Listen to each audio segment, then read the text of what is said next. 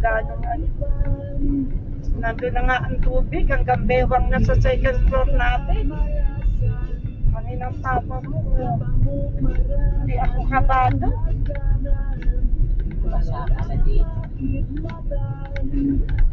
Dito basa pala.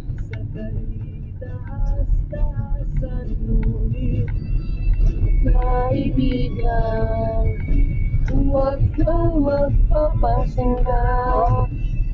Kaibigan,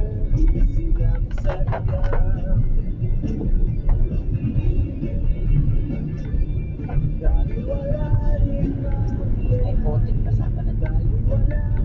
Ito pala basa eh. Sabi ni Jeff dito ako dumaan.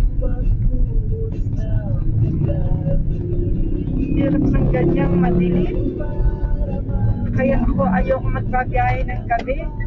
Dahil hindi ko ganong yung mga yan, iba dyan. Ayun ang Starbucks oh.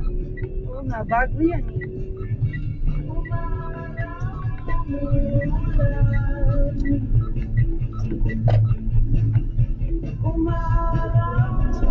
Yung bahay natin sa Purok 6, may tubig na.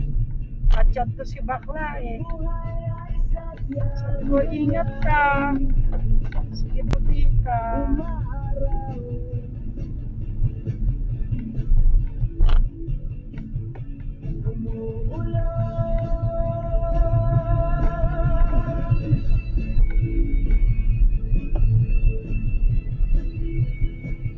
Sinamaring ko nga, hindi umaalis eh.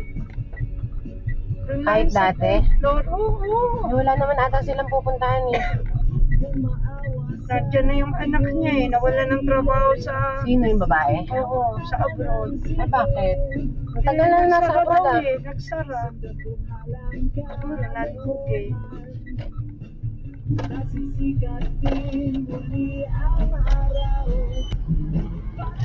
Kaya nandyan ngayon, sabi ko, kailan ang alis ng anak mo?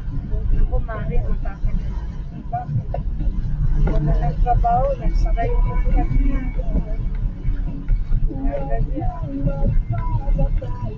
Hindi ko ito may pasok sa loob, kaya dito lang. Bakit?